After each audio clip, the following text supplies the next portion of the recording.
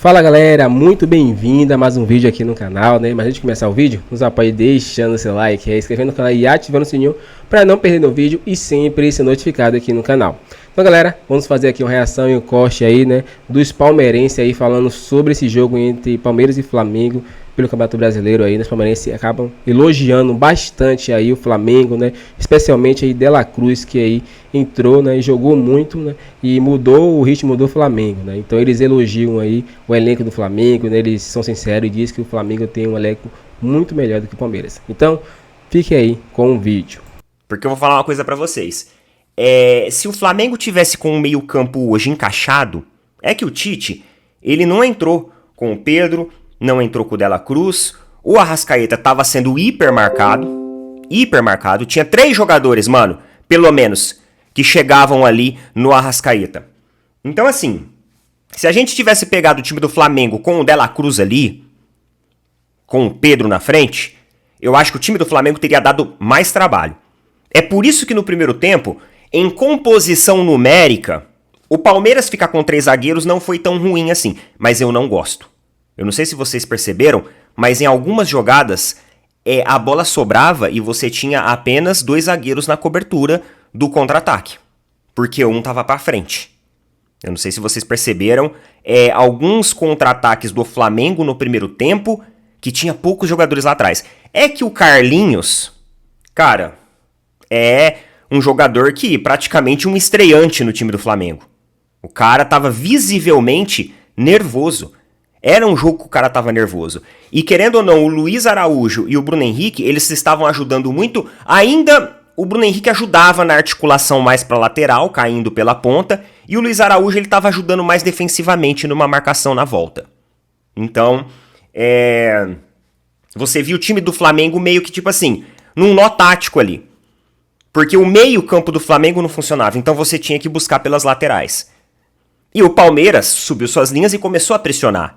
E começou a ganhar corpo. E começou a ganhar forma. Endrick andando pra todo lado do jogo. Um jogo muito forte, né?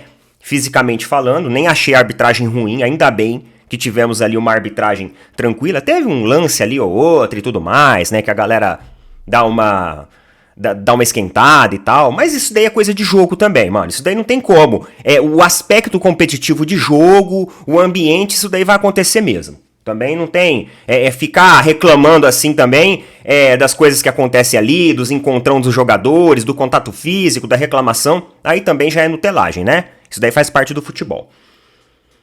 E aí, mano, o Palmeiras ele encontrou uma via legal de jogar, o time tava numa performance bacana, tava rodando legal. Só que assim, defensivamente o time do Flamengo corrigiu algumas coisas. E eu já vou falar pra vocês a primeira, jogada aérea.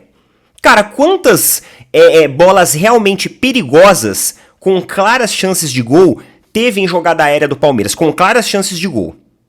Claras chances. Uma no primeiro tempo, que o Rossi defendeu, e a outra que tava impedido. Né? Claramente ali, 3 jogadores do Palmeiras super impedidaço. Ali não tinha nem o que questionar. Por quê? Porque todas as outras, e o Palmeiras teve oportunidade em escanteio, teve oportunidades em faltas, só que, cara, o time do Flamengo já deu uma corrigida, naquele aspecto que eu falei pra vocês lá na semana passada do jogo contra o São Paulo. Os caras eles vieram mais preparados, mano, pra jogadas aéreas. E até mesmo o Rossi tava melhor posicionado nessas jogadas. Isso fez com que as jogadas aéreas do Palmeiras não funcionassem da maneira como o Palmeiras queria. Beleza, termina o primeiro tempo, tá? Eu acho que, numericamente falando, no meio-campo, o Palmeiras sobrou no primeiro tempo. O Flamengo realmente não se encontrava, o Arrascaeta ficava muito atrás, muito marcado, não conseguia conduzir a equipe. No segundo tempo, o Flamengo corrige algumas coisas, como principalmente o lado esquerdo de defesa do Flamengo, o lado direito de ataque do Palmeiras, que realmente estava uma avenida. Toda hora, mano, o Mike sobrava livre no primeiro tempo. Toda hora. Esse era o mesmo erro. O Flamengo cometia toda hora esse erro. E o Mike livre ali deixa o Palmeiras muito aberto para articular jogadas de cruzamento, espetadas ali, aquelas jogadas venenosas. O Palmeiras é um time que gosta muito de fazer esse tipo de articulação, esse tipo de estratégia. Só que aí, mano, o Flamengo corrigiu essas jogadas, corrigiu isso daí, corrigiu a marcação, melhorou a marcação em cima do Mike ali. Você pode ver que depois disso, o Palmeiras já não conseguiu trabalhar mais tão bem pelo seu setor direito, ofensivo. E aí, o Pedro entrou. E quando o Pedro entra, mano, o que acontece com a marcação que tava concentrada no Arrascaeta? Porque você concorda comigo? Eu vou fazer uma pergunta aqui pra vocês, meus amigos. Você acha que algum jogador do Palmeiras vai ficar toda hora marcando o Carlinhos? Quem que você acha do Flamengo que vai ter mais possibilidade de ser marcado? Pedro ou Carlinhos?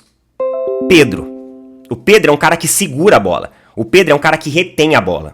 Você pode saber, ele é forte, ele protege bem os espaços. Ele é um cara que ele articula bem. Embora ele seja mais posicional, ele articula bem.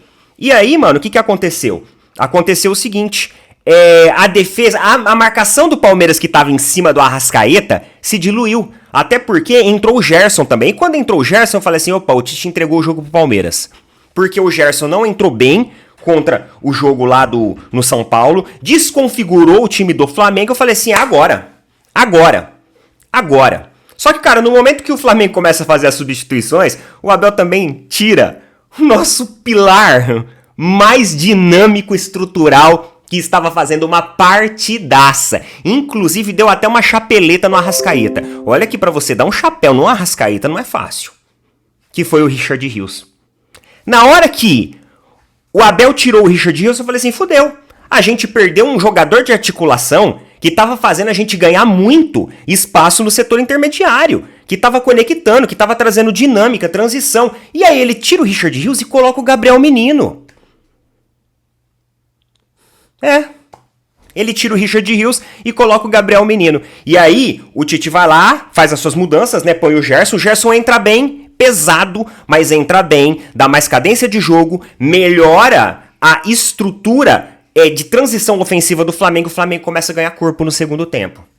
Então, assim, uma baita de uma má leitura tática do Palmeiras, que resolveu recuar no segundo tempo quando o Flamengo melhorou. Então, vocês entendem que no saldo total, o Flamengo entra com Gerson, Pedro, e o Palmeiras entra com Gabriel Menino e Rony. E aí o Flamengo vai lá e coloca o De La Cruz. Quem que melhorou o time? O Palmeiras? Não, o Palmeiras diminuiu o time. O Palmeiras reduziu o time, porque tirou jogadores que estavam indo bem. Quem que melhora o time? O Flamengo melhora o time. E aí, junto com o De La Cruz, com a Arrascaeta, o Flamengo consegue ganhar espaço. E ó, o Flamengo foi muito perigoso em várias e várias jogadas no segundo tempo. O segundo tempo do Palmeiras foi um segundo tempo de fraudão. O único que estava jogando lá, assim, que você falava assim, caramba, esse cara aí era Aníbal Moreno, jogando fino da bola, e o Endrick. Era isso, mano. O Gomes, perdendo toda a hora passada, quase entregou ali uns lances, sem ritmo. É aquilo que eu falei pra vocês. No vídeo anterior eu falei que o Gomes estava sem ritmo. E aí o Abel, o que ele faz? Ele muda a composição defensiva. Entendeu? Ele saca um zagueiro pra colocar dois zagueiros e fazer a linha de 4. Eu acho que foi melhor naquele momento. O Abel, ele faz isso porque ele entende que o Flamengo melhorou. E que naquele momento ali, o Flamengo melhorou muito a sua organização de transição intermediária. E ele fala assim, porra, fudeu, os caras ajeitaram o meio. Então antes a composição numérica que o Palmeiras ganhava na intermediária, ele passou a perder. Tá ligado? Por quê? De La Cruz, Arrascaeta, Pedro, você vai marcar quem? Aí tem que ser 1-1, mano. Não tem como, você entendeu? Não tem como você ganhar número no espaço intermediário com jogadores tão bons. Não tem como você jogar dupla marcação no De La Cruz e deixar Arrascaeta e Pedro sozinho. Como estava acontecendo no primeiro tempo. É isso. Então, assim... Não foi um jogo que eu vou chegar aqui e vou descer a lenha no Palmeiras, porque não teve... Os caras jogaram o que puderam jogar, velho.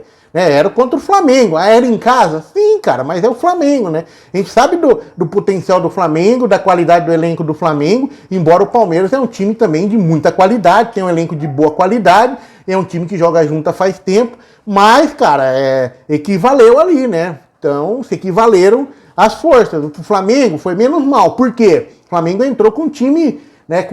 e poupando jogadores, né, cara? Essa que é a verdade. Entrou o Carlinhos, entrou o Alan. E no banco tava o Pedro e o De La Cruz.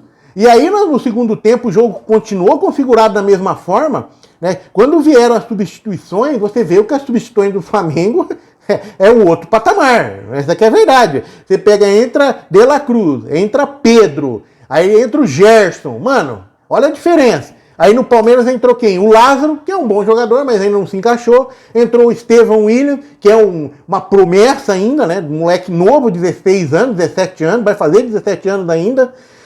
Também entrou depois o Gabriel Menino, que é um cara que oscila muito, né? Quando acerta é maravilhoso, mas quando não tá bem também, né? Não faz nada. Mas hoje ele não comprometeu, ele manteve ali o ritmo. Só bem que eu acho que na tirada quando saiu o Luan, o Palmeiras meio que abriu o jogo e o Flamengo começou a melhorar, né? Tanto pelas substituições que o Flamengo fez e também por ter tirado o Luan, né? Abriu o jogo e o Flamengo, com a qualidade que tem esses jogadores, Pedro, De La Cruz, Arrascaeta, Bruno Henrique, mano, meu Deus do céu, essa qualidade aí começou a se sobressair. Ainda bem que foi no finalzinho do jogo, cara.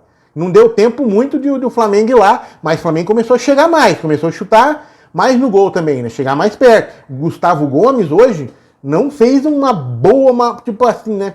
Fez uma boa partida, mas poderia ter sido melhor, porque ele falhou 2 vezes, né? E o Bruno Henrique ficou livre 2 vezes, e sorte que ele não conseguiu arrematar, velho. Não conseguiu aí fazer o gol, né? Mas eu acho que o jogo tava igual, né, até a hora que o Abel tirou o Luan. Aí o jogo meio que abriu pro Flamengo e o Flamengo melhorou, embora o Palmeiras também teve alguns contra-ataques com o Endrick ali, o Rony tentando fazer alguma coisa, mas não deu muito legal não, né? O fato é que 0-0, menos mal pro Flamengo, né? Que, de novo, né? Porque eu falei, o Flamengo continua ali na liderança junto com o Bragantino, só por uma questão de gols marcados, né? Que o Bragantino marcou 5 e o Flamengo 2.